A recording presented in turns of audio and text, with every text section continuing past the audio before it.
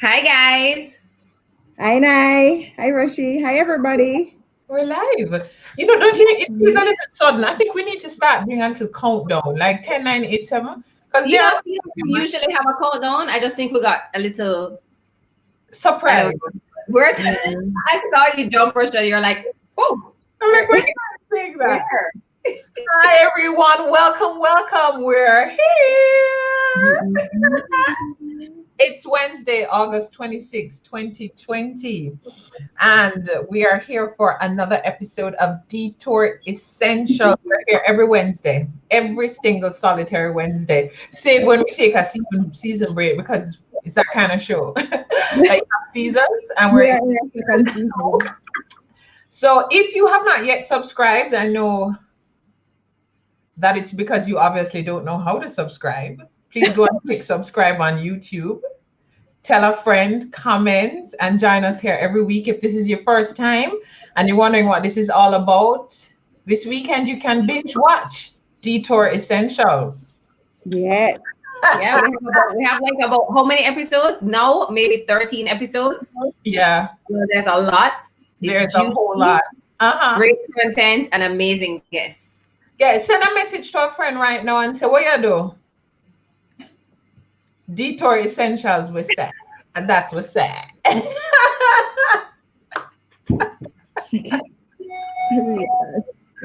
Oh my God. So, guys, last week was an exciting week for the Emerge family, but especially for one emerger in particular. As we all know, August 20th is celebrated as National Rochelle Day. Every year. Actually, it's not just a day, it's the week, it's a month. But on that particular day, a star was born. And she's here. Rochelle, how was your amazing day? I know it was filled with lots of surprises, even from some of our Detour Essential family. How was your day? It was really an amazing day because I told you last year my birthday kind of came and went because I had some other things in store.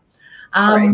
Little people do also not know that it's their mother's birthday, so it's all about her and it's not about them. They're like, every day is about me. So I had my spa day planned. It was a rainy Thursday, the 20th of August.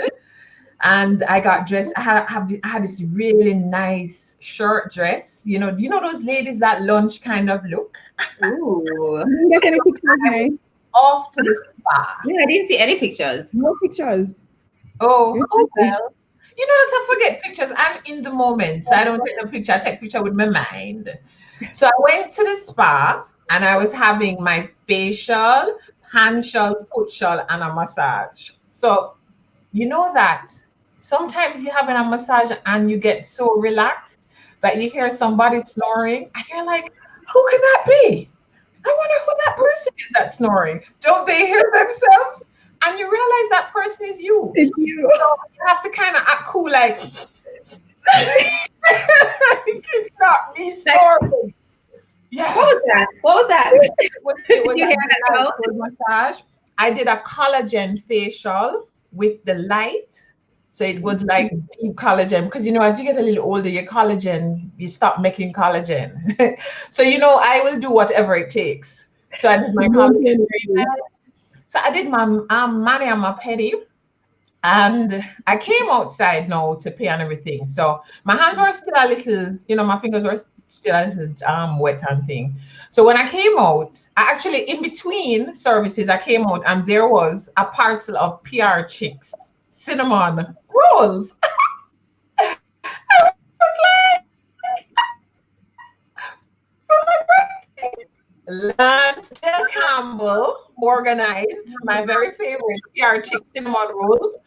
I wolfed down 3 before my next treatment. Just in case I died while it was happening, I had cinnamon rolls. So after that, so I come out and my nails are wet and everything. I'm pouring my bag and they're like, why are you searching on your bag? So I was like, oh, sorry, just take out my purse for me so that I can pay. And they're like, why are you going to pay? I said, because I shouldn't pay. Shouldn't I? They're like, no, these services are taken care of. So you hear me now? Bye, ooh. So they were like, some fairies dropped by. Naomi dropped by. And she and Catherine have organized payment. So you know that I stood in the spa and cried because you know how it is. So I cried all the way to do my hair. So I'm telling Lisa about what happened. So Lisa starts laughing and she's like, the fairies came here too. So guys, you know that I love to organize these kinds of things, and you don't realize how much like it's like I was so overwhelmed I could not stop crying. Aww. So We love my you, Rashi. Emerge family really took care of me. It was amazing. I'm getting all weepy again, and you know I'm crying ugly. So I'm in the when I get into Lisa, I'm telling Lisa what's happening, and everybody's like, oh, and they're like, oh, Naomi. And so Naomi and Catherine organized everything. It was a week of just a lot of reconnections, and I got such amazing and beautiful messages. I mean, I cried for the entire day. People I hadn't heard from for a while were like remembering my birthday, and they had such beautiful things to say. Aww. And my mother made a video all by herself. Wow. A whole Yes.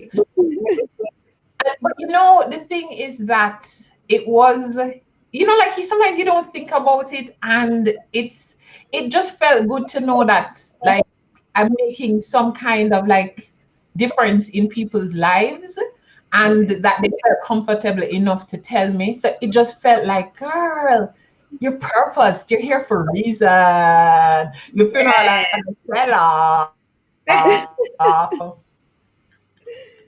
Yay, Roy. So thank you, girls. It was just Our pleasure, Rashi. We love you. We love you, Roy. Kat, is Rochelle frozen on your screen or just mine? Yes. Okay, so maybe she'll log out and log back in. Yeah. So we were so happy to be able to do that for Rochelle. She's so special to us. We're just saying how special, so special, so special you are to us, Roshi. So I mean, we couldn't let the day pass. And I thought it was really, really sweet for Lansdale to really organize that. I mean, he planned it from a week before the birthday. So that was super awesome as well. So now that we have Rochelle, National Day of Rochelle out of the way, celebrating. I mean, so much is happening right now. Yeah, it's been crazy. I mean, COVID turn up. It's spreading. Curfew is in full effect. National debates were crazy yesterday. It's the talk of the town, you know, all day today. It feels like you just want to say, yo, take time with we, you know? I mean, as if 2020 wasn't already giving us a wicked beating. So, I mean, what have you been doing now to stay afloat? For me, I mean, trying to stay afloat, literally. Yeah. Trying to refocus again. So I'm trying to really think through how I want to spend the rest of the year. Not making too many plans because, as we can see, that changes every day. But I'm actually what I'm doing is I'm doing my workbook. So that's interesting. Yeah. My own workbook. Because I realized, and something I'll talk about later, is that along our journey, especially in this year, the plans that I thought I had at the start of the year, I don't have them anymore. And some of my passions are changing slightly as well. So I'm using the time to actually do the workbook again to see where my headspace is at and actually get it on paper. So that's actually what I'm doing this week. Yeah, you actually had a post this week that caught our attention, and it said, whoever controls the belief controls the dream. When the dreamer finally controls the dream can become a masterpiece of art. And that was by one of our favorite authors, Don Miguel Ruiz. And this is such a perfect quote because it leads us to the great opportunity to introduce our next guest. And I will allow you, Nai, to do the introductions. Oh, okay. Well, I mean, today, guys, we're really, really happy to have our friends and colleagues from the Dream Team joining us today just to talk a little bit about how they got started, you know, where did the dream begin and where is it going now? So today we have joining us Kamal Banke, and he's the chairman of Dream Entertainment. We have Scott Dunn, he's a managing director of Dream Entertainment, and PJ Wright, also a director of Dream Entertainment, and his name tag would say he works for Scott. You changed it, PJ. We had to change it. We had to start it off fun. We had to start it off serious and then we get to the fun. So earlier it said, instead of PJ at PJ Wright image, it said, I work for Scott. work for Scott. That's what it said. Oh boy. Guys, we are so happy to have you. I know that a lot of our viewers have been really looking forward to discussion. I mean, especially with all that's happening just in this entertainment space in general, which we'll touch on in a little bit. But before we get into that, what I really wanted to hear or I'd like you to share is just your individual journeys to this point. Like, how did you even get to this stage where you have Dream Entertainment, the largest entertainment entity in the Caribbean? Where did it all start? And we can start with Kamal. Really? Yes, Cam. All right. No. So thank you so much for us to be a part. Wait, Those sorry, who Kamal. are Everybody else not here. DPH. I don't like And me. it's a little Darth Vader-ish. Yeah, this is Dark Vader-ish. So I don't know if it's the headphones or what. Come out from DPH, man. Oh no, Kamal, we hear you, but it sounds like, you know, when you talk into the fan. Yes. Real Can slow. you hear me better? All right, so we're gonna allow Kamal to sort out his sound. So Scotty, so Kamal, Come on, let's pop him back up with him bad sound. okay, so Scott, Let's put him on mute. over to you. I mean, Tell us how did your entertainment journey begin? oh gosh, you know, it goes way back. I mean, started very informally. So I went to Wolmer's, and in 1992, so showing my age here, I was student council president at Wolmer's, and our big fundraiser for the year, or really was a series of fundraisers, was doing what we term sound clashes at lunchtime. So essentially, really what it was just one boy was representing one sound system. So at the time, it'd be like a Stone Love, another boy would be Silverhawk, and we would charge other students to come in and watch it. But I tell people all the time, it's kind of, it really kind of showed me from an early age different elements that needed to go into an event, and you know how different skill sets were important. So you had the guys who were the talent, which are the guys that were DJing. But you also had a guy who had to do the beat, so we needed like somebody to kind of like drum on the desk. We needed somebody that we trusted, who collected the money at the door. So you needed to have somebody that, you know, we trusted. He's dealing with the money. We needed like a big guy to be like the bouncer to make sure nobody was trying to slip by without paying the money. You didn't know me at that time. Yeah, PJ was still in diapers at that time. So you know, it was you know, from then I say in 1992 was kind of and they were profitable, so it was kind of like, hold on, this little party thing can make some money, but you know, if you get all the right people involved, you know. There, I said Chungy just chipping in about good old days. So Chungy was a year below me, so Chungy know exactly what I'm talking about. I was funny too because we even tiered the pricing. So what we actually did was older boys paid $1, and the younger boys, like the first and second form, charged $2. The younger boys charge more money. So, they had to pay a little extra. It was like the VIP, you know, to the talent. And I said, I mean, that was kind of like the start of my journey. You know, if I fast forward to when I was in university, you know, I would work with different promoters in Tampa where I went to university.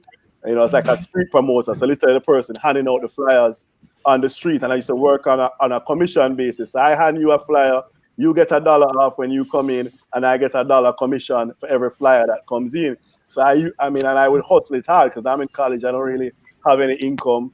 So I'm like hustling them flyers hard. So, again, at that point, you would see, you understand the importance of marketing and, obviously this is, prior to social media.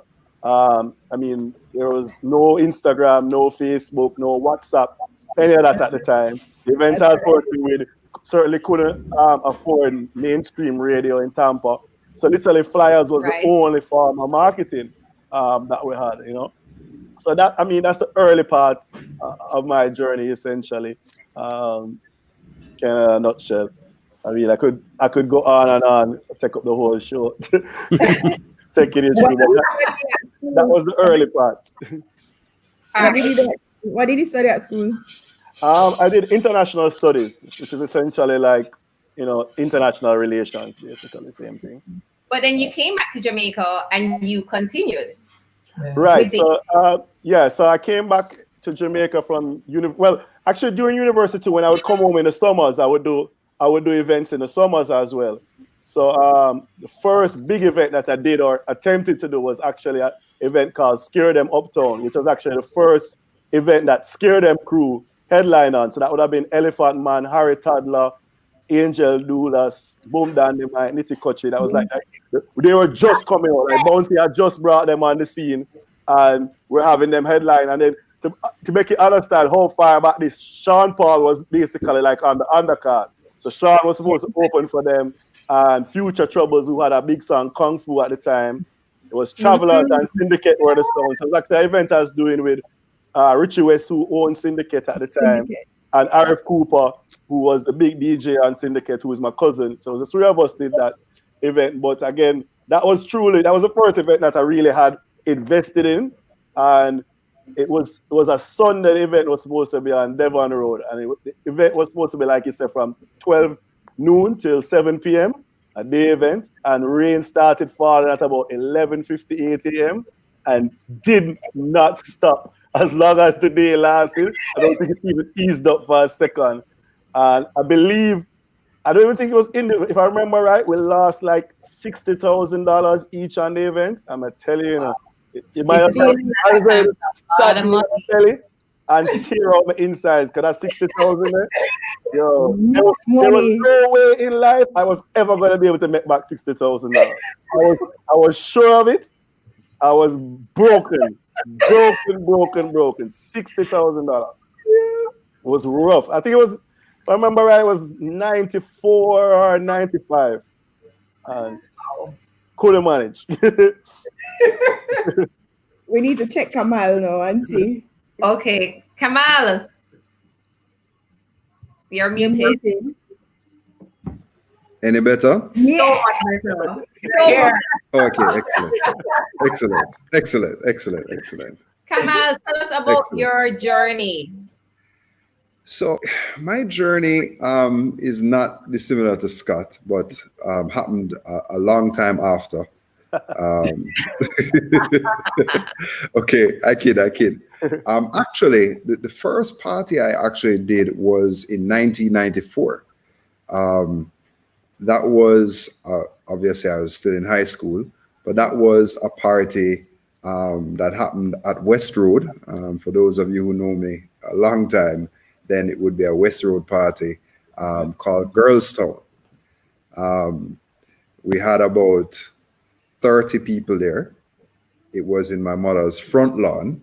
And we had Syndicate. We had Syndicate disco playing there. Big old hell of a sound. I mean, back in those days, speaker boxes could be as tall as me, So you're loading dozens and dozens of speaker boxes, and then of course you turn on this big old Syndicate sound, Zachary Harding, Arif Cooper, Richie West, and you have this big old hell of a sound in the community.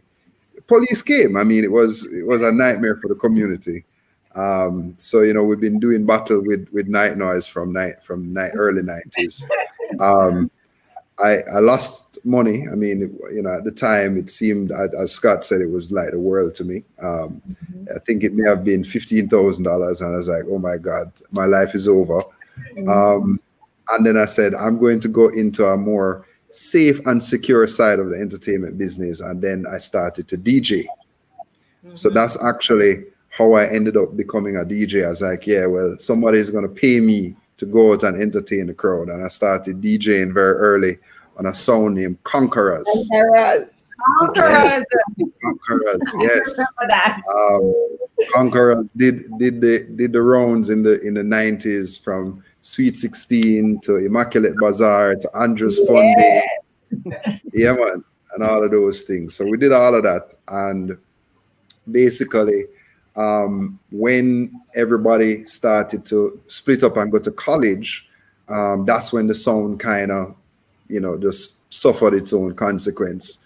But before that were the glory days. I mean, we used to go to Record Factory and cut dub plates and, arrows and cut dub plates, early Elephant Man dubs and those kinds of things. So from the early 90s, we were involved in that sound system kind of culture. Went away and then came back to Jamaica after spending a very short time at FIU. Came back to Jamaica and started UWI. And when I started UWI, I started doing some events again at my mother's house. My first New Year's Eve party was there. And of course, that was 1999. So I was still a teenager at the time. And, I mean, we can get into more of the origin story, but that event actually developed into what people know as Mimosa, which was one of the events that got me really, really started in the entertainment industry, as well as another event that I did with Ryan Chung named Trilogy. Trilogy. Yes. Dax May, Ryan Chung, Gart Pierce, and myself. We were the four people. Don't ask me why I named Trilogy, because it's four of us. Never that bright, eh? Somebody was supposed to be in that mix. No, I think it was just a fail safe. I think we all thought that somebody was going to drop out, and we just were trying to kind of hedge our bets. I hope Tommy is still on this. I think yeah, man. So that was my foray into the early days of being a promoter as a professional career. I mean, it was kind of spewed as a necessity because going to university, I'm like, well, am I going to walk everywhere? I need a car. I mean, what am I going to do? And obviously, my motivation for having successful events was to save up enough money to buy a car. And that was my first business-minded motivation for doing entertainment. DJ did it to make girls like him.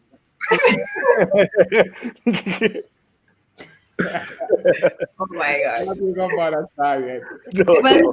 They're pulling for you, PJ. Let's go into your, as Kamal said, your origin story. So it's obvious that the ladies decided to start as far back and has come to present. PJ started like 4 years ago. But it wasn't in the 90s, that's for sure. So it started in the early 2000s. Take time with those words that you're throwing. Yes, PJ. So, as in, the good part of this story is that it has a little to do with Naomi as well, because as in we started at Ribcage on Constant Spring Road. So we had a series. My brother and I had a series called Good Fridays, and that came about because that's where we used to just hang out. We lived up by Chancery Hall, and instead of going into the traffic, we used to just hang out by Ribcage on the lawn. And they would say, "Hey, let's just turn this into an event." Naomi, brother, Nesta, who did the flyer for us, and we went and we pushed out, and we did Good Fridays. It was genuinely about mixed drinks and just people partying and just being around and just having a good time.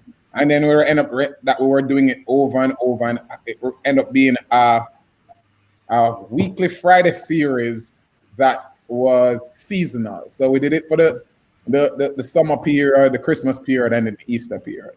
So that was our Gregor and I's beginning. And then after that, we went into bigger events. We said we're going to keep a party named Plush. On that day, We did everything right. Got the big house up by Dewey Drive. Got Lorraine Fong, first time Lorraine Fong. A party like this. Got big sponsorship. Went down to Zachary Harding and Safia Cooper, begging, "Can we get some sponsorship?" They say, "Yes, you can get a case." And we got a case of Smirnoff Ice, and we were happy. And we kept the party. But on that day, that was the debut of Blink coming to Jamaica. And Yes. you know, us Jamaicans, we love foreign things. So that day, the crowd got split. We did good. We didn't lose our shirt. We lost money, but not the shirt.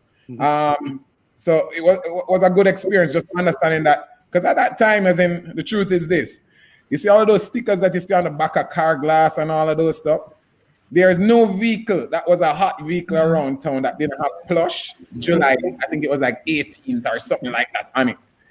And that was just a thing that we just started getting stickers and putting them on. Go to everybody and say, "Yeah, put it on your back." And we were feeling ourselves. We were like, "Yeah, top stuff. We're gonna have a shot party." But that wasn't what was lined up for us. As in, we got out of it a learning lesson. And that was that. Just honestly, you know, there's no, you put in the work and sometimes you don't win. Just not your time. And just know that. It's not an exact science, eh? No, it isn't exact. Far from. Yeah.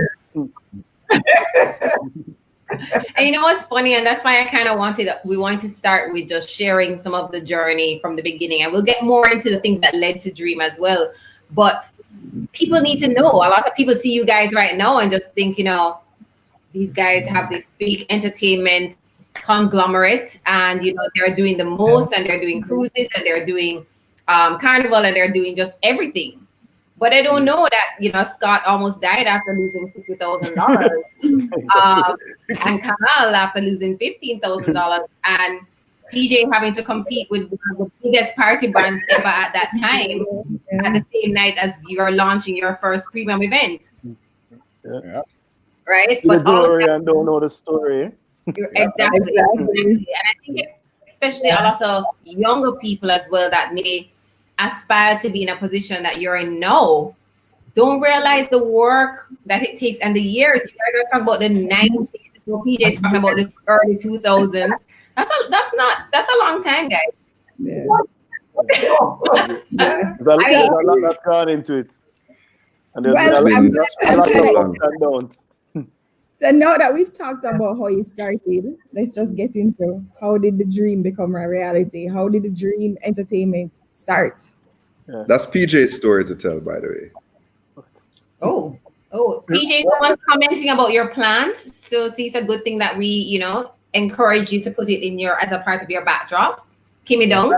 I always take advice. I take good advice. I keep it and I do it. I do stuff.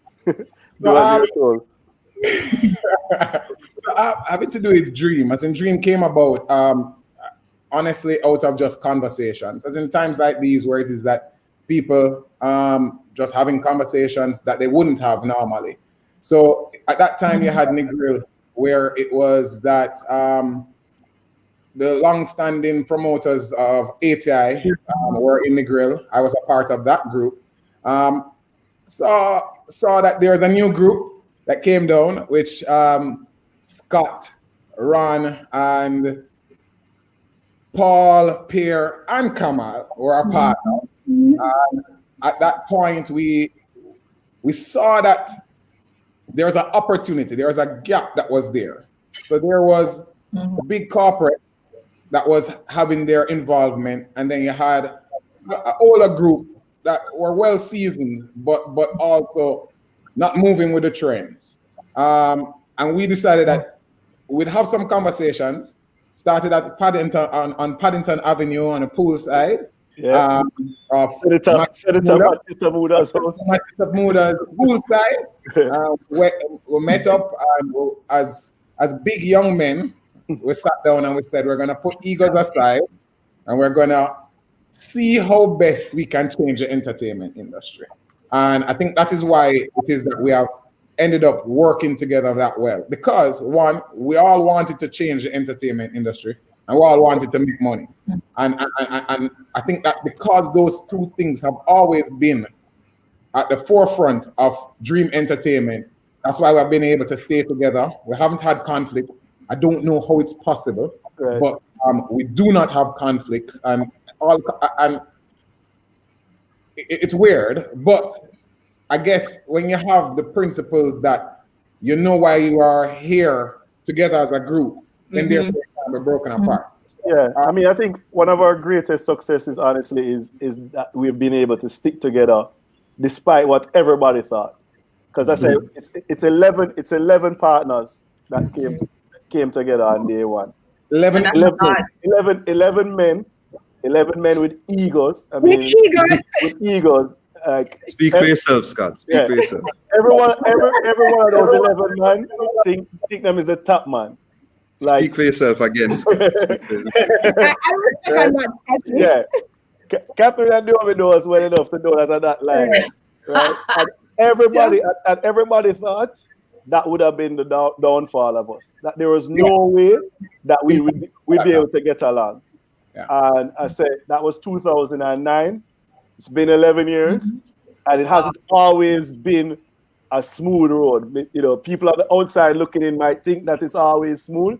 We've had downs, but we've remained focused on the vision, and we've always respected each other. We don't always agree, but we've always respected each other's opinions. We've always listened to each other's opinions and made a decision as a group. We really, I can't think of times where we've even ever had to vote on things, because we usually wait to that point that we can come to a consensus.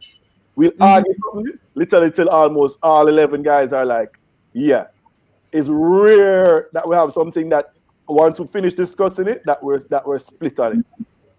You know, we usually can have a conversation and say, hey, this makes sense, and you know, we say, all right, you know what, for real, PJ know more about this than me, so I listen to PJ advice on this. Or, well, you know, Kamal, that's a him thing, and Kamal says so it should go, so we listen to Kamal. Or Salah, you know, him been around long enough, him see how things go. Let's listen to what Salah's saying and we'll move like that, you know? You've seen generations of things. Yeah. Like when I started in the 90s, I would start like in the 50s or something. 50s, yeah. Stabbing. So in addition to collaborating, Scott, it also means that you guys really respect the value that the individuals bring to the table. Because you did make a comment that, you know, this is Kamal's area, so you just let Kamal do his thing, and this is Salah has this expertise and him just do his thing. So I think that's something very important for the audience to get. Everybody came into this thing with their own experience, their own talent, and you guys respected that. There's actually a very interesting point that most people don't necessarily know about. When we all came together, and we said, okay, so what are we going to call this grouping? We decided on a name for the grouping before there was a name for the event. And the name for the grouping was actually the Dream Team. Because we were all established promoters within our own right as individuals. Some of us had partnerships with each other in various events and whatever. But it was essentially the coming together amalgamation of all of the best and top promoters in Jamaica at the time, coming together, similar to in 1992 when Michael Jordan and Magic and Bird and those basketballers came together to form the Dream Team. So that was the inspiration for the name, the Dream Team. And then what does the Dream Team do in the grill? We keep the Dream Weekend. So I remember I had the opportunity to sponsor Dream when I just came back to Jamaica. And in the post-mortem, though, one of the things that really impacted me, even though I had known all of you from before, was the way that you handled Dream as a business.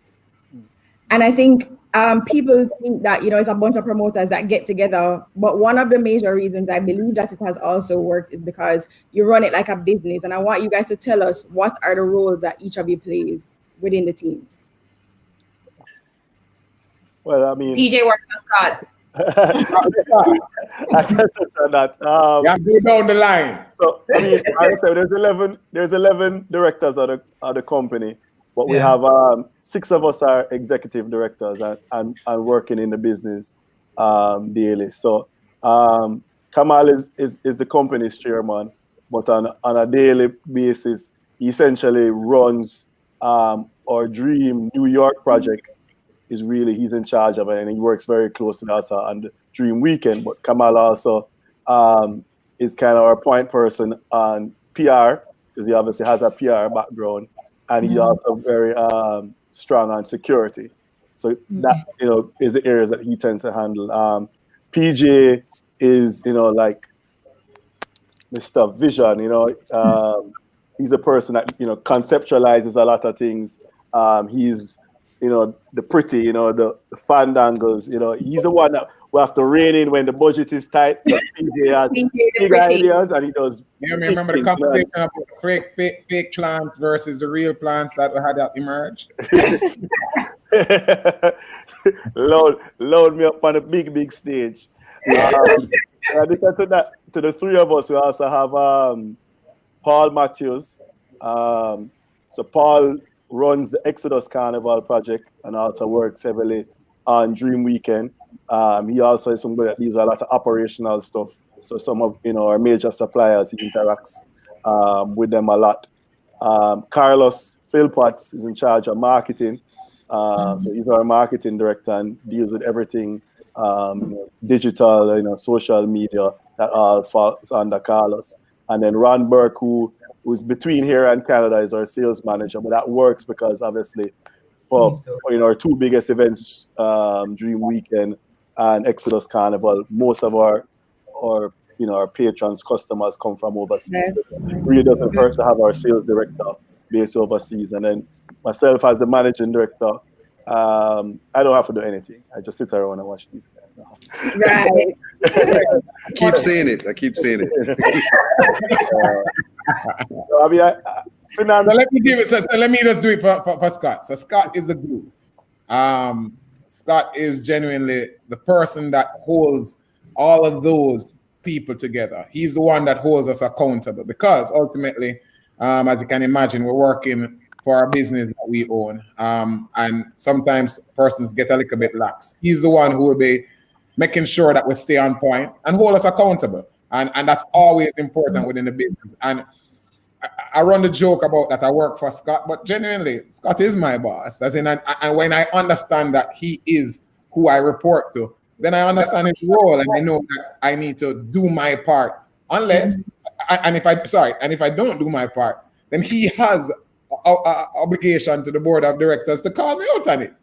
So that I think those things help, and Scott is genuinely one of those level-headed persons that will go through the process and help you to understand why something can work and why something can't work, rather than it being, that's just not going to happen kind of situation. I know this, so that's just not going to happen. It's going to be like, yeah, that sounds good, but how about this? And you say, okay, cool, let's spin it this way. So I must say that that's one of the things, as in, I think that without that glue, it would be a lot more friction. He definitely does that part. So I did it for you, Scott. So. Thank you. Very nice. Great. I'll buy you lunch at Cruise tomorrow. Earlier, you guys talked about your individual challenges and some of the quote-unquote failures that you've experienced. But as a team, is there anything that didn't work out the way you wanted it to the first time that has propelled you to greater? Scott is already dying. Too soon, Catherine. Too soon. You talking about 2020? You talking about this whole year? What are you talking about? I mean, that's a low blow. I mean, how could you? Too soon. I mean, I don't know what I want to get like specifics of certain things, but there have been projects that I say what's good with us is because we understand sometimes a win for us and what would be a win for somebody else is different. So there might be projects that we lose money on, but the optics of it is great. So it plays into the the brand the building of the greatness of Dream. So sometimes even when we're taking licks, we're taking the licks and we're smiling, and people see the video and people see the pictures and they're like, "Yo, that event was amazing. I can't miss it the next time." Not knowing how much $1 million just sink into that. So I say it's not, the win isn't always on the bottom line. It's not always dollars and cents. So there's been a lot of losses in money, but there's rarely ever been any losses in terms of, I guess, and just our overall vision for the company. Everything has been kind of like a stepping stone to something else. So, where we might lose money, it might be something that somebody see and say, wow, they pulled that off, that's somebody that I need to be aligned with, that's somebody I need to sponsor, that's somebody I need a partnership with, that kind of thing. So I think everything has kind of been its own piece of the puzzle and has worked for us. Rashi? Yeah, Well, Scott Sorry? No, Scott, you just left us with that profound ending. That we're like, which is typical. Typical. Guys, as you're talking about just how you collaborated and 11 men with 11 egos, and I think for a lot of our viewers who are considering pivots for their own businesses, or they have ideas that really would work well if they collaborated with someone. But sometimes in Jamaica we say people got teeth with idea and run well with the idea. And I think just for you to go through, what advice would you give to young business people or even seasoned business people who have never collaborated? What advice would you give them when you are collaborating? What are you looking for to know that you can trust these people? So one of the things, Rochelle, and it's quite an interesting phenomenon. For me, if I have an idea, I speak about it openly, freely to everybody. I don't have an issue sharing what the idea is. And typically it will come back to me as, okay, this is a potential partnership. Oh, I didn't know you were thinking about doing this. Let's work together on this. And you see new avenues for success. But one of the reasons that I feel comfortable doing that is that I'm also very comfortable in my own personal ability. So my ability to execute and make something successful, because I'm confident in my ability, makes me confident that nobody can do this idea better than I can. You may have more money than me, I can throw more money at this idea, but you can't execute it in a better way than I can. And that's actually part of the stress testing of the idea in the first place. So the competitive advantage that I will have for an idea will typically be grounded on the fact that I have a competitive advantage because of my skill set. So I feel comfortable sharing it, and thus I can see what comes back if there's any collaboration or potential investment or anything like that. So it really has never come back around to haunt me in any way, shape, or form. Yeah. I just want to put to that one.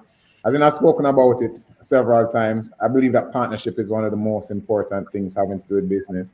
As in, you, from the point of minimizing the risk and also bringing in people who have better skill sets, that it is that they can focus on areas. As in, I use the example on just my two partners here, as in, I cannot do what Kamal does having to do with PR and strategizing, and I can't do having to do with planning what Scott does having to do with even finances and sponsorship. What Scott is able to bring out of persons by either force or negotiation, I know I can't do it. Having force.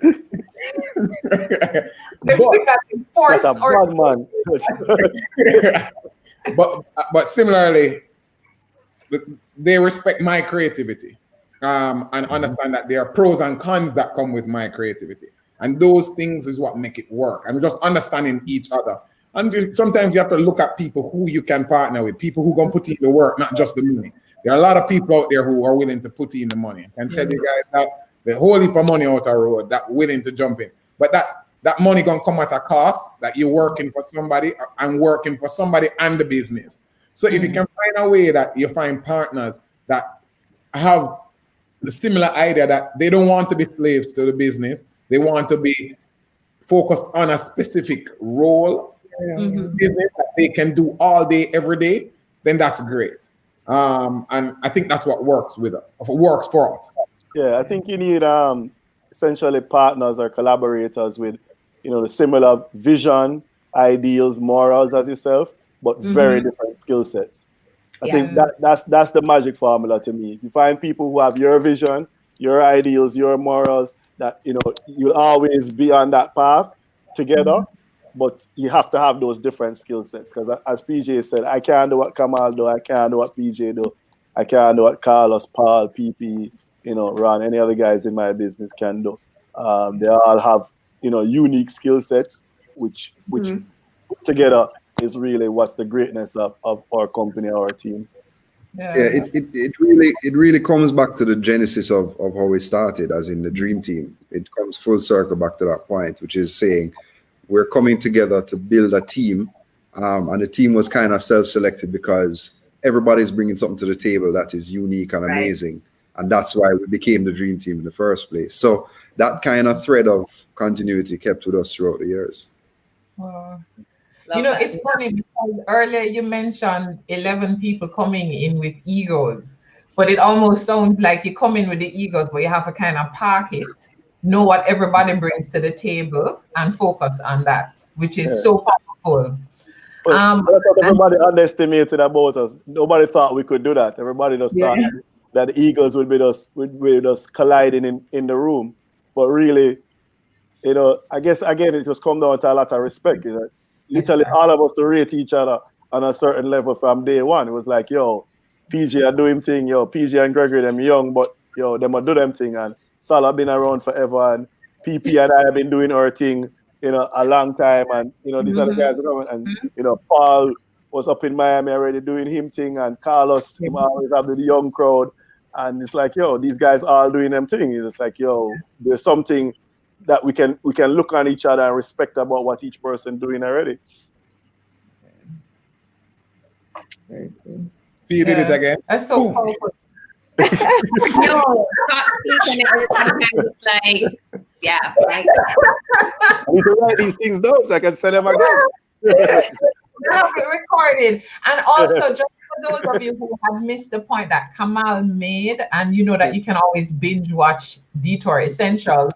But I think as Jamaicans, sometimes we get so caught up in keeping everything to ourselves that we miss out on some big opportunities when you have the confidence that if you share it, it not gonna take away from you. You good at what you do, and you have to have the confidence in that. And I think that is a very powerful way to see yourself in business. So I was talking about respect, and there's a study that was done that people in workplaces in Jamaica, they don't care about the thing, well, they care about lunch, but the biggest thing people care about is respect. So one of the things that we wondered is, like sometimes we say things like, I don't really like that brother there. In these collaborations, do you have to like the person, and does respect come with liking, or is it that you just need to respect the person and they share the similar values and visions that you do? Because sometimes we get caught up in, I don't like the brother there, but the brother there could have actually be the key to the next move. That's what you just hit the nail on the head. That's exactly it. You don't have to like a person, but guess what? The next move may be their move, as in there's so many things that we have done over the years that it may have been a connection through Kamal. That if for some reason we thought that we needed to push out Kamal, then it would be then backfiring on all of us. Yeah.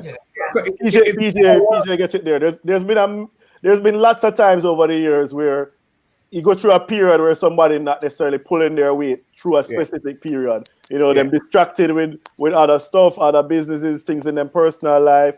You know, for whatever reason, you're not feeling them.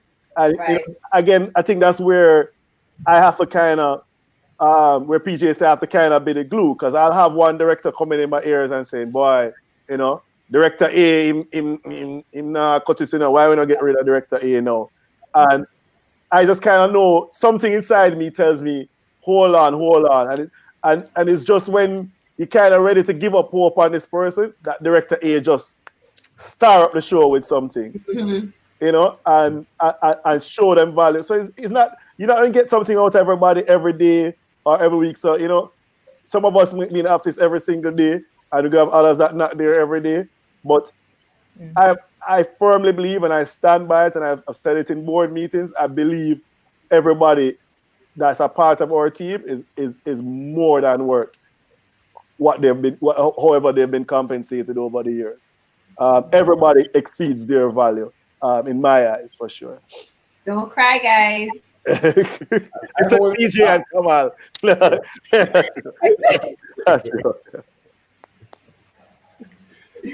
My glasses keep fogging up. I love it. So, Rush, were you going to say something? No, I'm saying nobody can't even say anything. Everybody's kind of just like, wow, stop. I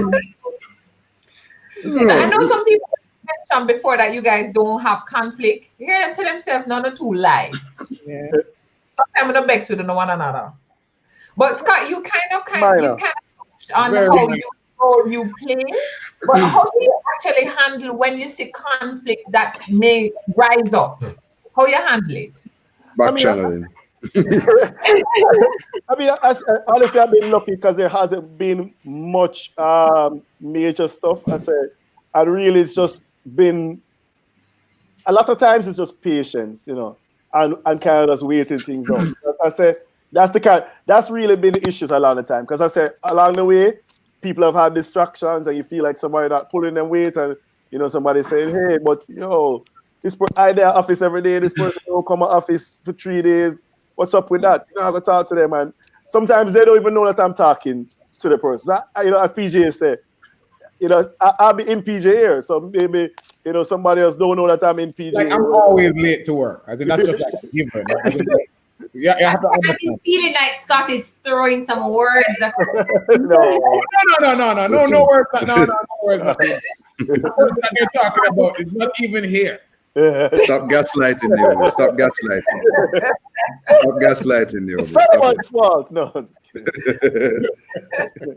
Pricey. No, one of the things, though, one of the things that you know, I'll also harken back to our genesis is that we have singularity in purpose, right? So, you know, one of the reasons why we came together was to kind of become the biggest and best entertainment company in Jamaica and by extension the Caribbean, right? And I mean, when we started to diversify, moving away from just Dream Weekend, and I'm sure we can get into where we're going and whatever, but for the purposes of this point, I'll elaborate. So when we started to get into that, we were like, well, we're going in the direction that all of us want to go in, which is becoming the biggest and the best. And that singularity of purpose has helped to galvanize everybody together. So when you have people that are like-minded, we have the same passions, we have the same singularity of purpose, we're on the same journey together, we're all equal shareholders, all directors, you don't really find a lot of misalignment. Somebody could say, well, I think we could turn right here or we could turn left there, but it's minor because ultimately the big behemoth ship is going in the right direction. And everybody is comfortable that the company is being led and operated properly, you know. Yes, you'll have some little, you know, small minor things that you may need to deal with, whether it is by, you know, a smaller group or something, you know, dealt with, you know, in some various ways or whatever. But ultimately, we're all aligned in our vision, and that actually helps us to really stay together and come together and put the egos aside to be the best and most successful in the industry. Yeah. I love that. I love what you said, singularity of purpose. Yes, I love that. See, Alicia even highlighted that too. That's so important. And I think it's just not even just working with groups, just with any kind of project that you're doing. Like, we have to start first with what's the purpose? Why are we doing this? And then it brings everybody back. See, everybody's repeating that singularity. That's our quote of the day. Lancel has a question now. We actually have about 5 questions. I think what we should probably do is maybe wait to the end, because there are like 4 other questions before that one that Lansdale asked. I don't know what you guys think about that. Yeah, let's do that so that we can get more questions in. Yeah, because there are about 4 prior to that, so we can do the questions after. Sure. But we never got for Kamal, and that was a proper mic drop. See, we just need PJ to do one now. So guys, I feel like that was very disrespectful, Naomi. no, but PJ always has. I'm not concerned. We know that PJ have a moment in him. Naomi, that's Naomi's confidence in PJ. He knows that PJ is gonna have a moment. I think he's gonna have several. PJ have like 1 million followers on Instagram, you know. He's a proper star. Anything that has happened this night has happened based off of a timeline. Scott, eldest. What you trying to say? What you trying to say? Oh, come on, you're in the middle. Kamal is the middle child. Yeah, So guys, you know that we can't have this conversation about dream and about entertainment without talking a little bit about COVID. Boo! Boo, What's Naomi. COVID? What's All right, COVID? that's where I come off the call. So really what I want you guys to share is that we know Dream had some big plans for this year. Yeah. Just walk us through what some of the plans were for 2020 for the Dream team. Come on, Prior that's to you. So basically, to tell you about what our plans for 2020 were, I have to jump back to 2019. Okay. So I mean, our trajectory from 2017 was, Dream Weekend and Exodus Carnival. Those are our 2 major brands. 2019, we expanded with a huge project, a huge investment called Dream Weekend Cruise, where we chartered an entire ship, Royal Caribbean, and we set sail around the Caribbean. It was an amazing time. And this kind of was a part of the genesis of not the genesis, but the next stage exodus of our company to go on the road and do business development, right? And we have I would call it a kind of internal goal to have at least 6 major festivals, right? So we said, well, okay, we need to actually start to look at where we're going next after the Dream Weekend Cruise, and that ended up being New York. We settled on doing Dream Weekend New York in 2020.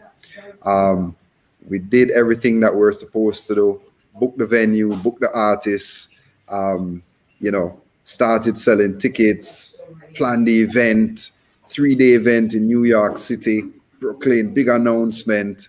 And tickets were selling like hot bread, great partnerships. I mean, it was amazing. And then COVID struck. Literally right there, when we were just moving out of early bird stage into the pre-sale stage or whatever. COVID hit, and Dream Weekend New York is actually set for this weekend, originally the 28th of August, and we had to actually postpone to next year, right? Just like Dream Weekend Jamaica. And obviously everybody would have known that we postponed Exodus Carnival to October. Well, we did that again from March. But essentially, our plans were very, very expansionary. Like going to New York, we have a project that we're going to take one of our brands over to Europe actually next year. We're taking the Dream Weekend brand over to Europe next year. We're actually going to be announcing that officially in the next couple of days. And that's one of the pivots that we're making as well. Guys, you heard it here first. Dream Weekend Europe. Yeah, sure. Yes. We're going to have a big announcement about that and huge partnerships in the work. And that's a part of the pivot, right? But essentially the goal has been for the early part of 2020 to expand the brand rapidly internationally while still retaining great footprint with our core brands, Exodus and Dream Weekend Negril, in an effort to kind of make those the Mecca events that, you know, you have satellite events all over the globe, and you come home to the Mecca, whether it be the carnival experience with Exodus or the Negril experience with Dream Weekend on the beaches of Negril. And, you know, we're having train, as I said, 6 major festivals to do across the world as soon as COVID allows us. Wow. I mean, just knowing, you know, it's so great again that you shared the journey, you know, to Dream and how it started. And if you hear 11 years later about these plans to expand, not even within the Caribbean, but to the USA and now to Europe. I mean, that's absolutely amazing. And it really is unfortunate what's happening right now globally, for you to have to put all of those plans on hold. So what I would like to know, and I'm sure what we'd all love to know, is like, how did you guys react to this when you realized slowly as each week passed that this thing was not anywhere anytime soon? Well, I'll take that on. So what's funny is I think we were way ahead of most people when it came to COVID. I'll tell you why. For Exodus Carnival, which was originally scheduled to be in April, we manufacture a lot in China, and we get a lot of raw materials out of China. So while most people in Jamaica weren't paying attention to COVID till maybe late February, COVID came to Jamaica mid-March. We had our eyes on COVID from January because we were already getting signals that it could affect manufacturing, and that, you know, in terms of getting costumes to Jamaica on time, you know, we had to be adjusting budgets because, you know, stuff that we would have shipped was looking like we'd have to air freight. It was also around the time of Chinese New Year.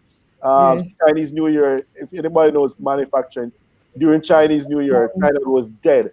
Like, you can't get anybody on the phone, nothing. So, you know, we had this period where, like, yo, here there's COVID in China, but we're not getting most of our partners in China to find out exactly what's happening. And we're there. And we even had, you know, very frank and open conversations with, you know, the other bands in Carnival in Jamaica, and saying, hey, what's going on? You know, let's just be open with each other. How is manufacturing being affected? And we all had an honest and frank conversation. We were all a bit worried about, but I can tell you, at the end of January, that was what COVID was going to be to us. COVID was going to be a manufacturing issue, right? Of course, yeah. Just try to think back to end of January. Nobody was thinking COVID was going to affect our lives. Fast forward now to March, and, you know, we get the first couple of cases in Jamaica, and immediately, again, we jumped on it. We said, yo, this doesn't look good. You know what's going to happen with Carnival. Again, we met with other bands through Carnival in Jamaica, which Kamal chairs, and, you know, had conversations with the government, and the government, you know, took the lead on it and said, you know what, listen, it's not going to happen in April. Let's postpone. Now, the conversation about when to postpone to, again, was an interesting one, because, again, now, think back to mid-March. So put your brain back in mid-March. In mid-March, COVID was a 3-month disease. Everybody remember that? In March, it was like on the decline in China. You know, so this COVID thing is going to be behind us by summer. Yes. Right? So actually, there was a few of us pushing to say, let's postpone to October out of an abundance of caution. And we were getting pushback from other people like, that's ridiculous. Let's just do it in July, you know, or August. And people said to us, you know, that, you know, oh, we don't want to do it in August just because we have Dream Weekend. And I'm like, no, let's just play it safe. You know, October, it's 7 months to March. COVID will be long behind us. We don't need to worry about it. Again, at that time in March, we're thinking Dream Weekend, you know, August 5th to 9th in Negril, safe. Dream Weekend, New York, end of August, safe. And but I said, it's just been this is progression where, you know, particularly those first 3 months, it was literally like every week it was something different. It was like you're learning something new about this disease, about this pandemic, and you never knew where you're going. And even to this day, it's still like kind of like you're shooting in the dark, you know? Because literally a couple weeks ago, at the end of July, we were reopening entertainment, and we thought, yo, Okay, yes, we're moving in the right direction. We certainly, as a company, despite others maybe not doing it, we're very serious about the protocols. Within our events, we probably had the first event in Jamaica from March when we had out at the end of July. I think it was July 28th or something like that. So it was probably the first event that was held back in Jamaica. First event that was granted a permit. And I mean, we had a inspector from Ministry of Local Government at the event before we even started, and literally, he literally pulled me aside and was like, "Boss, if I wanted to find something bad, I couldn't find something bad at this event." We had temperature checks, masks, we had hand sanitizing stations everywhere, and we had a venue that held probably 2,000 people that we only put 270 odd people, including staffing. And so it's I say that to say, it's like we believe we have done what we can do, despite obviously frustration from some of our patrons, some of our customers at times, because people wanted to tell them, and I understand. Obviously I'm a customer, I'm a consumer more often than I'm a business person. I consume a lot more things than I sell, so I understand what it is to be a customer and a consumer. But it's like people are almost expecting you to see into the future, and people like wanted to give them a fixed date for things, and it's just like, yo, we're planning for this date today, but we can't. There's nothing we can guarantee you in 2020. Other than that, we're trying our best. There's nothing. There's no. I'd lie to you if I said to you, I am 100% sure at any date anything is happening in 2020. Yeah. Yeah. That's super scary, by the way. Like, I It said is. that's scary. Like, But I tell you, I've said to people that sometimes I wish that on March 15th somebody had just pulled me aside and say, "Hey, July 1, 2021, and you just plan for that date." And July 1, 2020 is just an arbitrary date. Any date in the future, somebody just said, "Hey, this is the date that things are going to be normal, plan for that date." But that's not life, eh?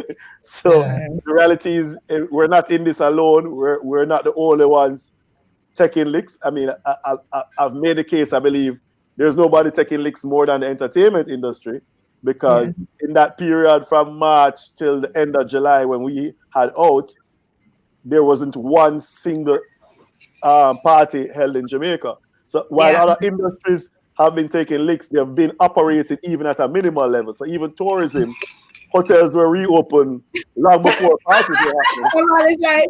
I need a drink. The conversation moved in that direction. I needed to get us cut. It needed that to help me pull through. Well, I will tell you that you guys I told Kamal that my all of my roommates from college, funnily enough, decided that 2020 was the year they were coming to Jamaica Carnival for the first time, and they all bought their Exodus costumes and are still holding on. One got a letter, an email, and the rest of them are like, "Well, I never get no email, so better for you, right?" And they're still waiting. 2020 was a big year because a lot of my friends this year, because 2020 is a special year for quite a few of my friends. And quite a few of them were jumping this year too. Yeah. What is that? Is that what's that, Scotty? Just say hi. Say hi. Say hi to your friends.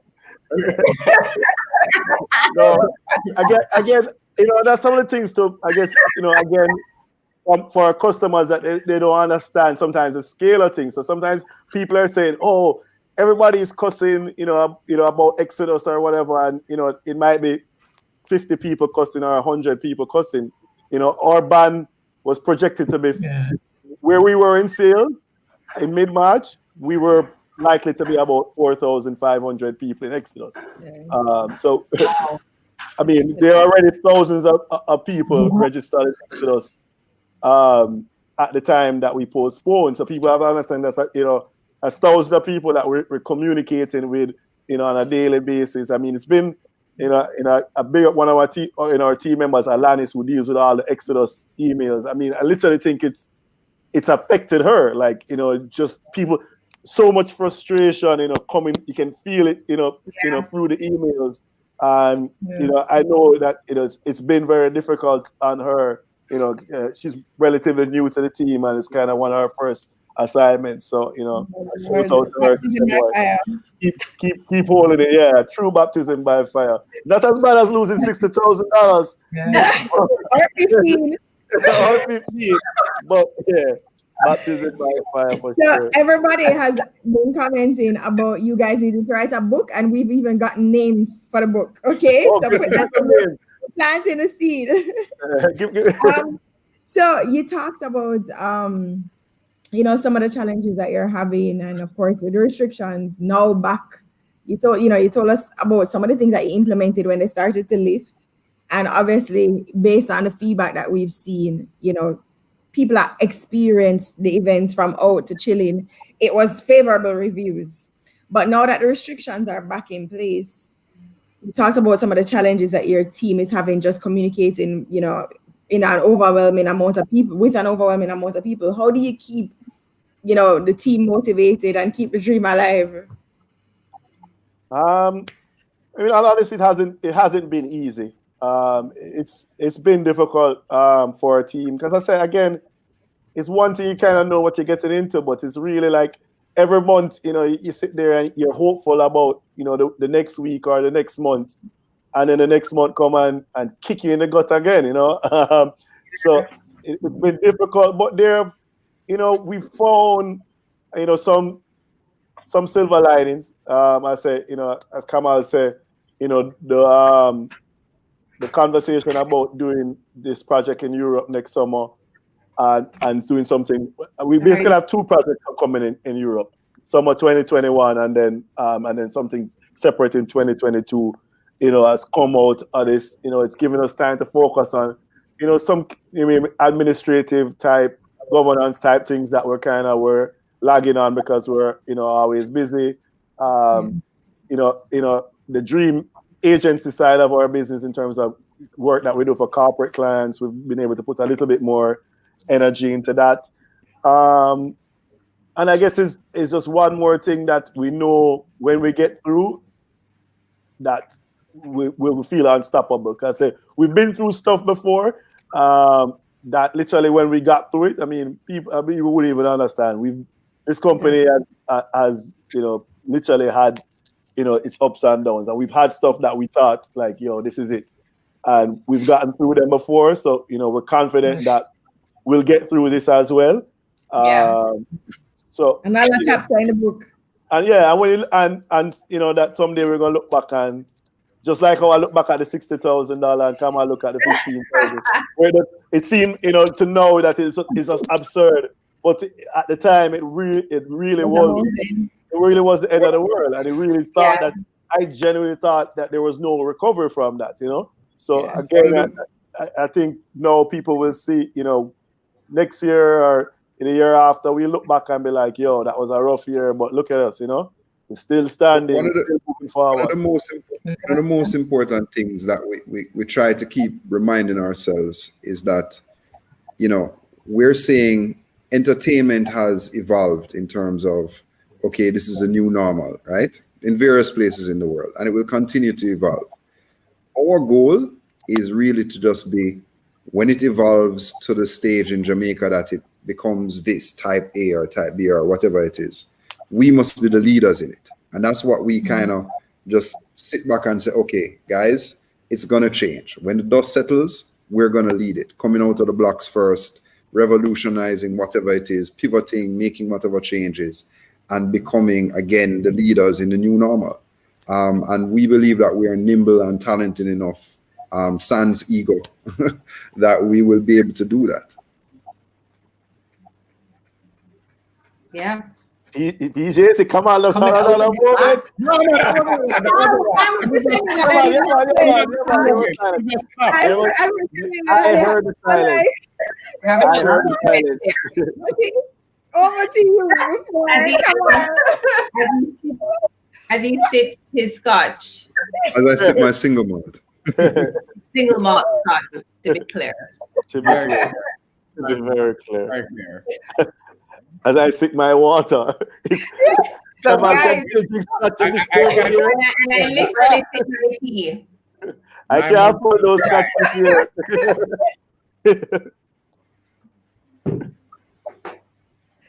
Over So to you, guys, we Rochelle. have a segment now that is called Best Advice. So PJ, we're gonna start with you. What's the best advice you have ever received about money? The best advice with that, I got it a little very well. I got it a lot late, and that is just understanding to respect money, as in more than anything else. As in, I think that I wish that we taught the value of money, not earning it, keep it, as in to people, to kids, because the truth of it is that even when you have a great idea, you see, if you don't even have $1 to back it yourself, no matter how great it is, nobody gonna back it with you because they don't believe that you have enough to even invest in it. You have to have some skin in the game.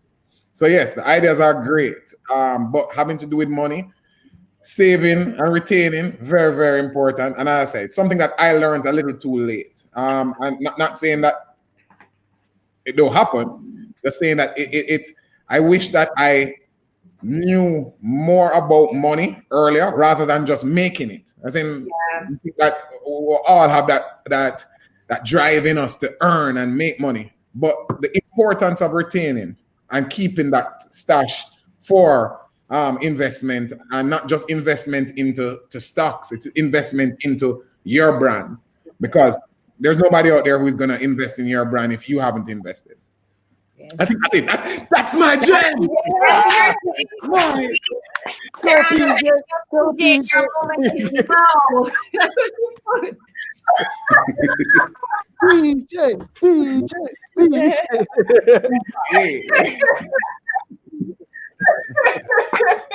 Ah, hero. You did it, PJ. Come on, what is the best advice you have received about life? Stumper. The best advice that I received about life is that money isn't everything. That's actually the truth. The reality is that, there's so much more to the world than money, and we get very caught up working and earning and spending and that vicious cycle. It's so much more than money, and you really just have to be able to step back away from it and say, well, listen, why am I doing this? Why am I actually killing myself for this job or this title or this car or these material things?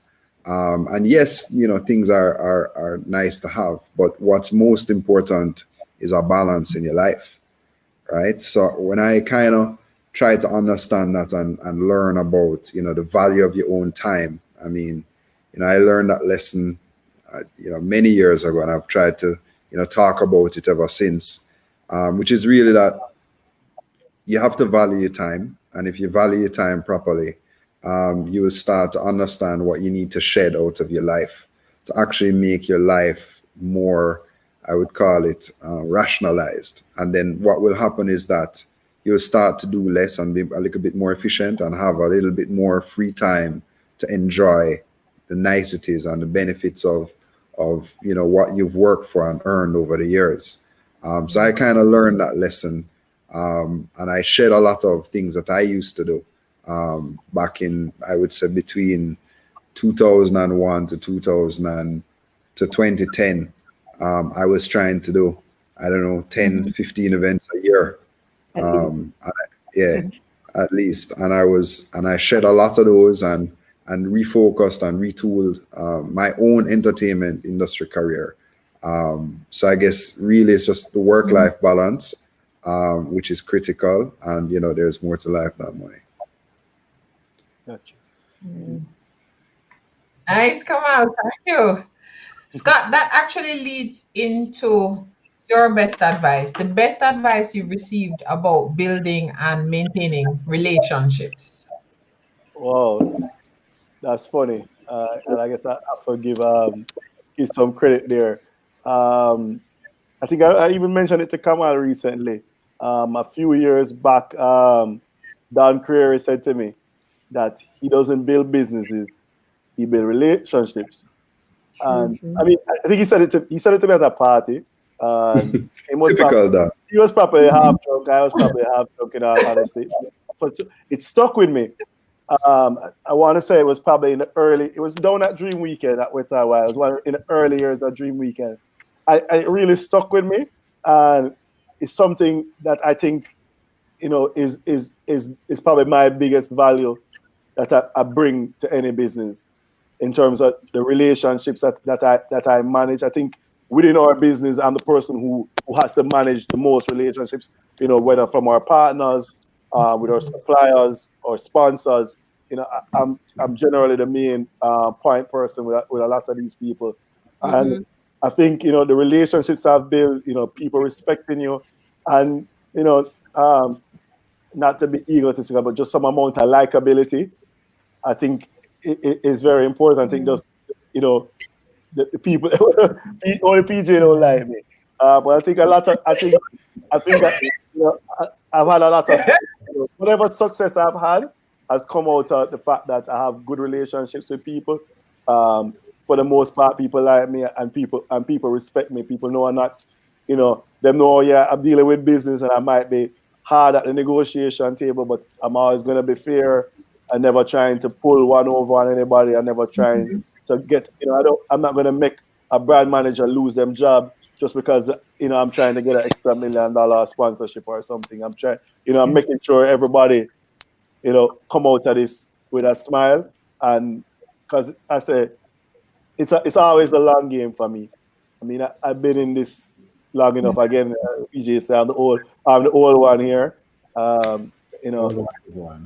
Doing events, I say, since the early 90s, early to mid 90s. So I plan to be around for a lot longer. So I need to make sure that these relationships are handled well and people continue to respect and admire myself and my team by extension. You look the same, Scott. Have not aged. Thank you. You know what I mean? He has not aged. He has not aged, but he has. He has Not the truth. The face not get wrong.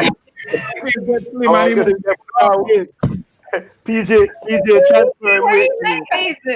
PJ transferring weight to me. I'm so thankful. I had to donate it. A full length shot, so it can't see my belly right now. I had to donate. Could not just go to waste. It was been carrying for 20 odd years. I could not just throw it away. Had to do it. You in the background, just like sipping on his scotch. Listen, going to work some days is entertainment enough, So, gentlemen, well, I mean, we've been here for an hour and a half, and people are just, we're all so captivated. But I know that, this was invaluable for a lot of us. And I think there are so many gems that you dropped tonight, But for me, some of the greatest takeaways are in partnership and collaboration. You have to ensure that vision, ideals, and morals are aligned. Kamal used the phrase singularity of purpose, and that impacted everybody. Our comments were just blowing up, his gem that he dropped. Respect is critical to any relationship, any collaboration, any partnership. Respect, and very important, listening. Rashi's teaching me that. Listening.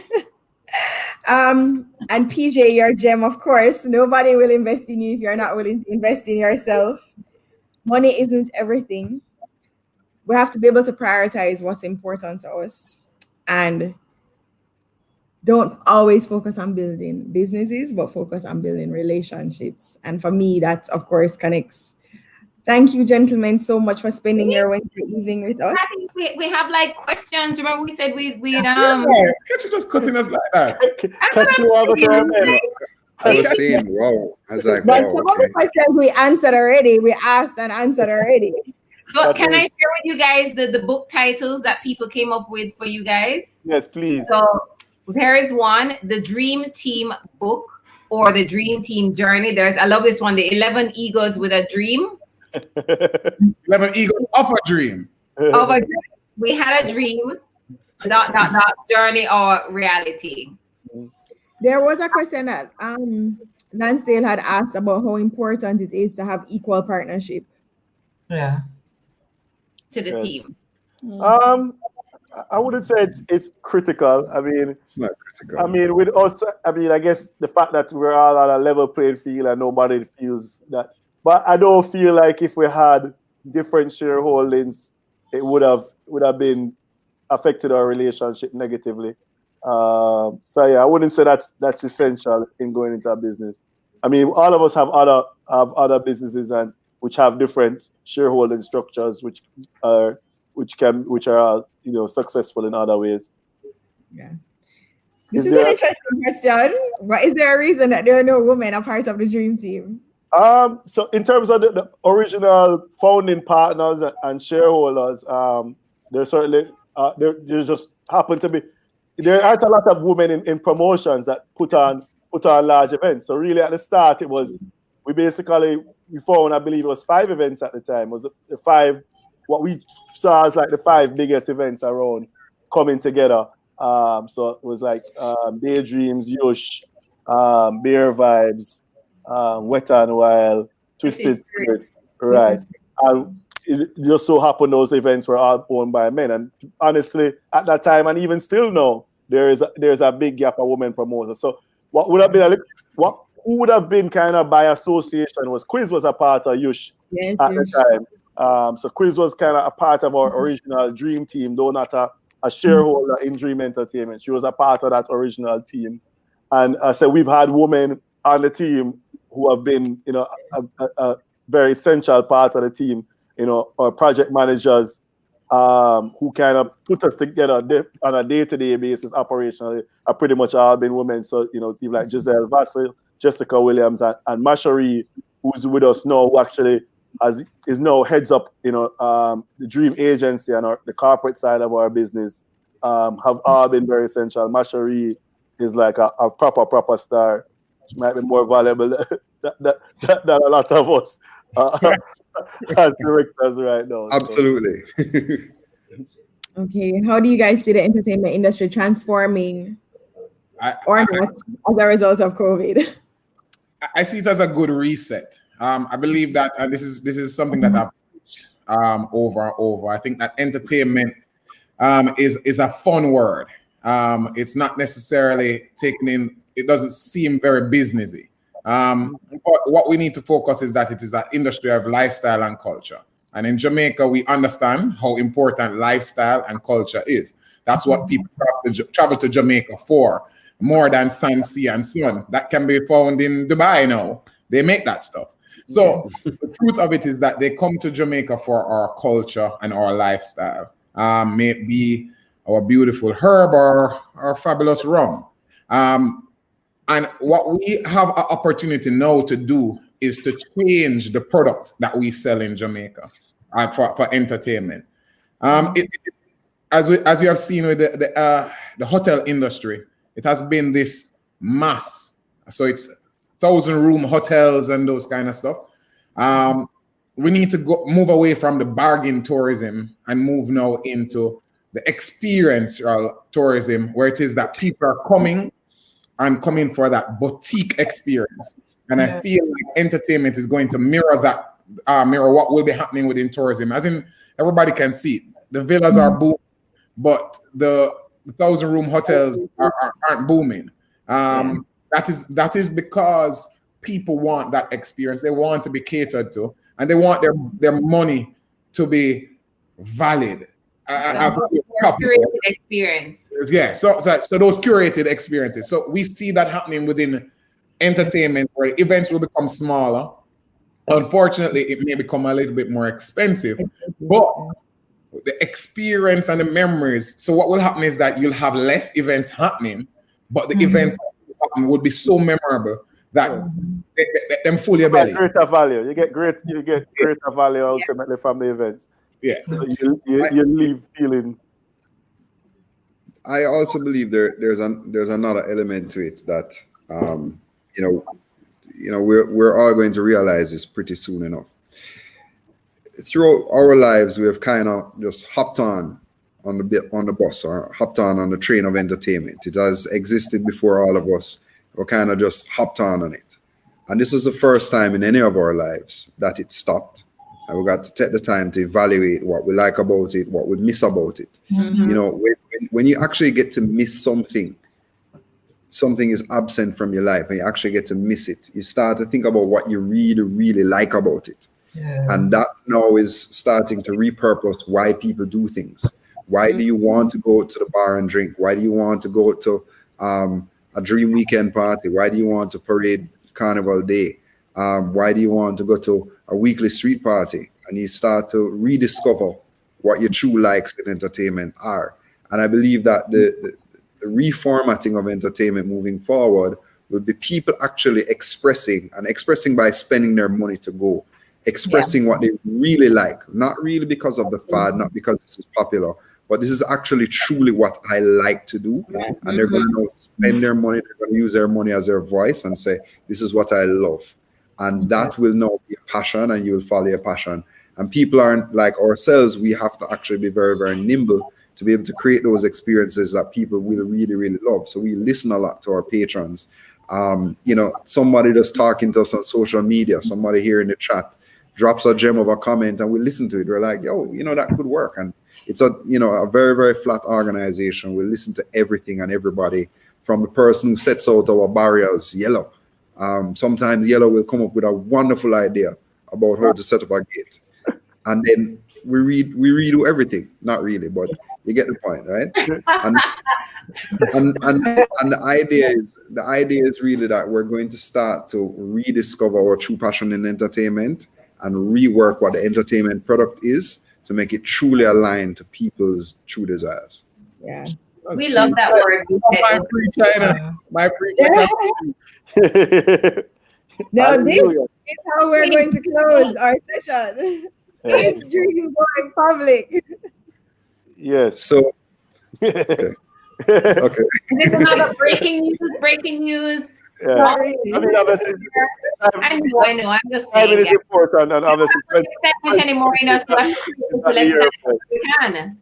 Can't hear what Scott's saying. What you saying, Scott? No, I said, obviously, for going public, doing an Not IPO, 2020. time is important, and 2020 obviously is not the year, but it's certainly in the midterm plans of Dream Entertainment to take the company public. We're owned, for those who don't know, we're owned 20% by Proven Investments right now, and obviously Proven. You could have watched the debate yesterday. Proven was all over the debate. All over. Willie did a great job. Thank you, Chris. Chris Willie was a top debater. What you put it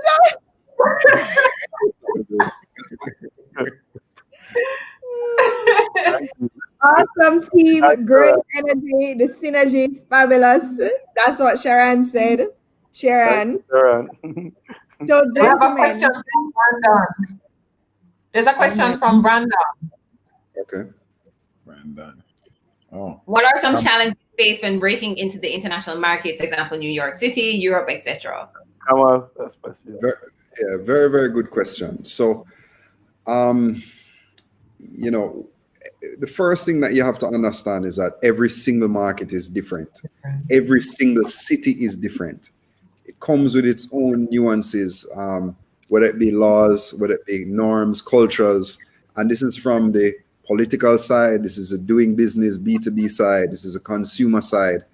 And you really have to go on the ground and understand all of it.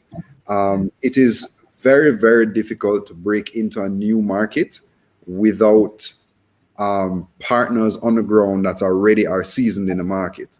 And that's one of the things that, made us actually said, okay, well, we're actually going to physically go to New York. The three of us here on this video conference, me, Scott, and Scott, PJ, and I. Sorry.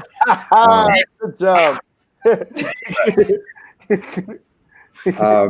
We actually went to New York and met with everybody we could possibly met with, from people in government, people in entertainment industry, patrons. We went to events, spoke to everybody we could on multiple occasions to try and understand the lay of the land in regards to what could possibly work in New York. And then we formulated our plan, and we had a lot of learning curves in regards to doing business in New York City. I mean, it's very tricky. It is a very, very tricky environment.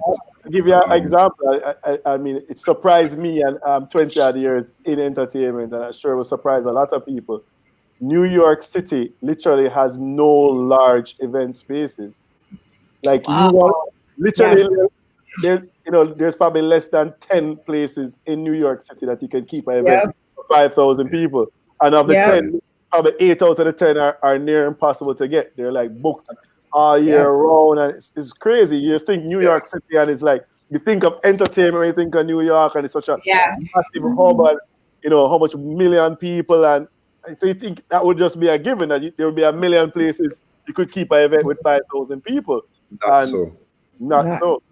Yeah. And then again, and Kamal can tell you about the difference now with Europe, where we're really kind of that's all about it's about the partnerships there for us, Actually, I'm actually gonna say it. This is the last.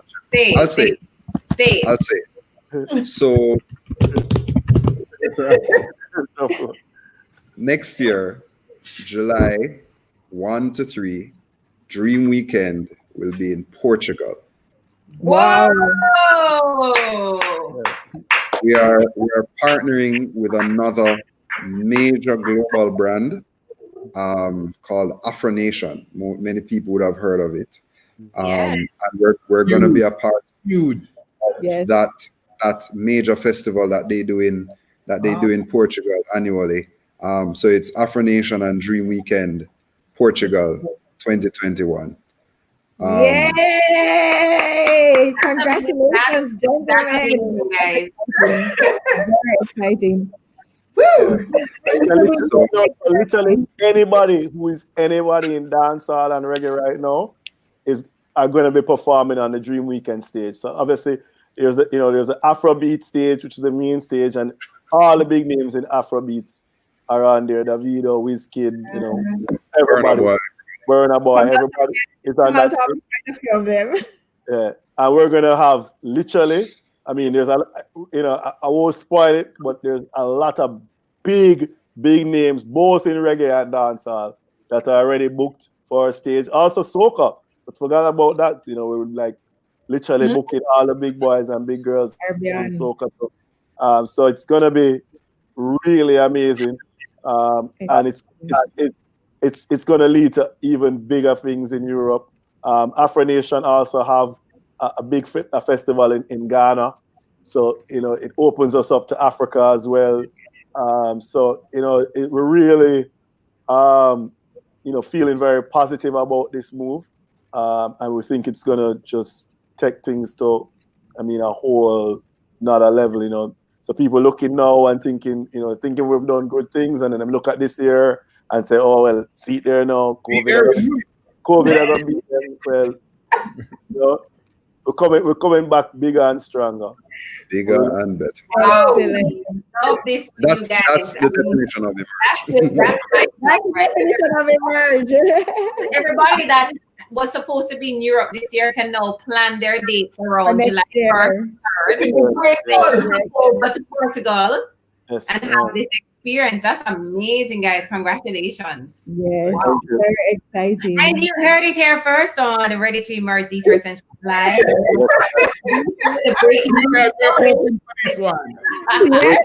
Breaking news. Breaking news. We thought it only fitted. Yeah. And we appreciate it. We're very excited. Yeah, and the congratulations are coming in.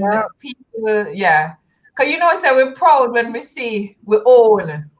Yeah, Rochelle, you know, one of the things that I was saying to somebody, and I won't belabor the conversation because I'm sure we all have many things to do and a lot of sleep to get, right, Catherine? I won't believe it. I'm like an 8:30 bedtime person. So. My bedtime alarm went off a long time.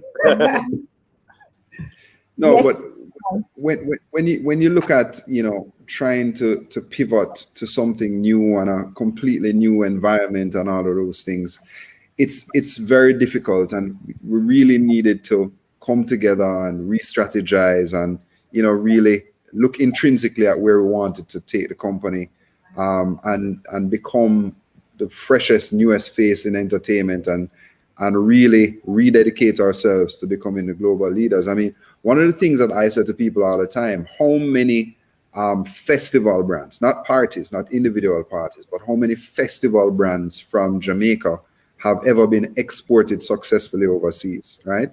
And that's one of the challenges that we put for ourselves, and that's why we're doing this. You know, we're going to be a local, homegrown Jamaican company going overseas and taking our brands on tour, just like how an artist would take their songs and their performances on tour. We're taking our events on tour and coming right back home to Jamaica.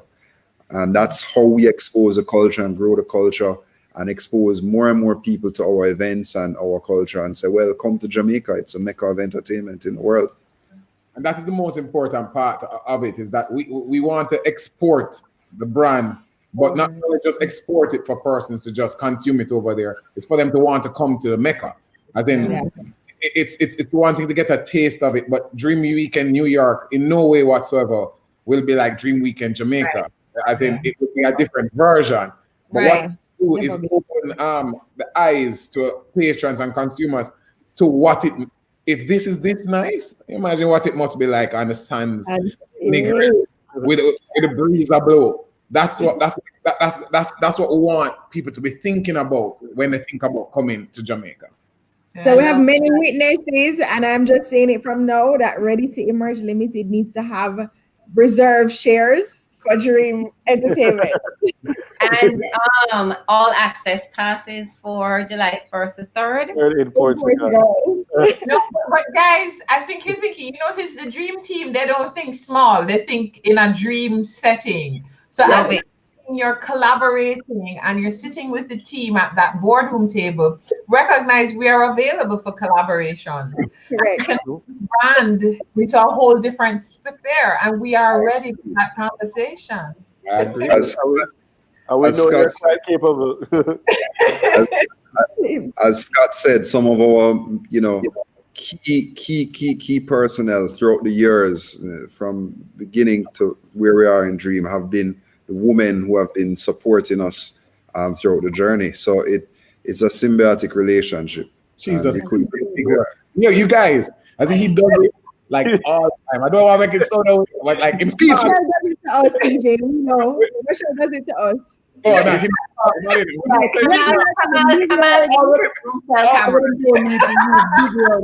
Big word. Yeah, Rochelle does it to us.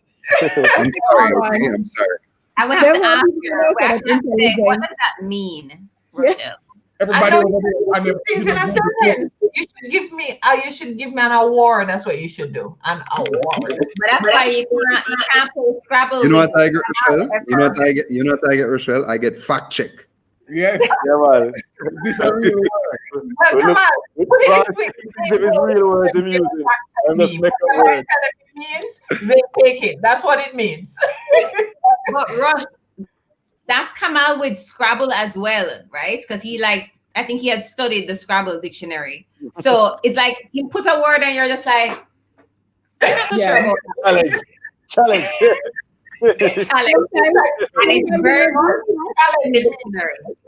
Sometimes in the group chat, we have to Google the word so we don't look like bananas. Rochelle, Thanks, radio. Thanks, Mom and Dad. Done? Because Maydeen has mentioned that not only are your genes good, that's why you still look young, even though you are at the one end of the generation Oh, My mother. That sounds like something she said. Both my parents look a lot younger than their age, so I'm grateful to both of them for the good genes. Yes. And to my wife and kids for not giving me too much stress. So Big up, Jody. yes. So, gentlemen, thank you very much for joining us this evening. We're super grateful that you joined us. I mean, as you can see, just based on the comments, all the feedback that we've been getting, it has been wonderful. We've learned so much. We've gained so much wisdom. And thank you for giving us all the exclusives tonight.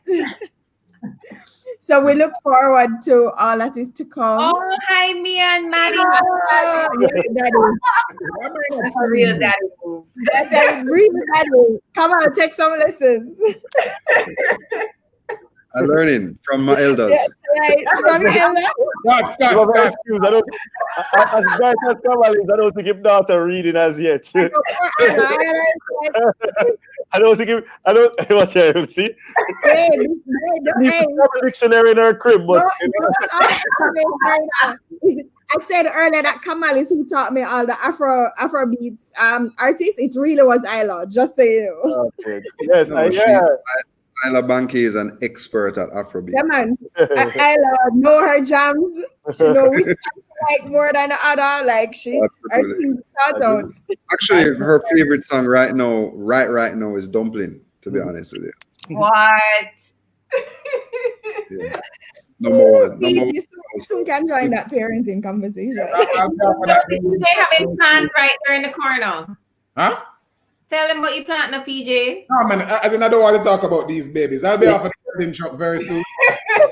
Very soon. Oh, look who decided to show up, Roshi. my sister. Hi, Gab. I got it. Well, guys, thank you so much. It was really, really awesome having you. It was entertainment. It was dreamy. It was so much more than we expected. So thank you, guys. Keep safe. Keep sanitized and socially distant. Bye, guys. Thank you. Pleasure. Oh, did Catherine bump out herself? I know. She like takes out everybody, including herself. I know. So, guys, thank you everybody for staying with us for the last almost 2 hours. We just want to remind you that COVID is very serious. And so we are reminding you to take it seriously. Protect yourselves, protect everybody else. Make sure you wear your mask, sanitize, wash your hands regularly. Maintain your social distance, especially for those of us that are in Jamaica. Follow the COVID protocols, follow the curfew that has been put in place. Everybody that's joining us from the States, you know the numbers are exorbitant. So please, guys, keep safe. Sanitize. Take your hand out of your face. Take your hand off of people. Turn your yard. So thank you again to our awesome, amazing guests. And we have so many more coming for the rest of season 2. So tune in, follow us at Ready to Emerge for all the updates. Subscribe to our YouTube channel, share our videos, follow us on Instagram and Facebook at Ready to Emerge. And we'll see you next week. Thanks for joining us. Bye, guys. Mwah.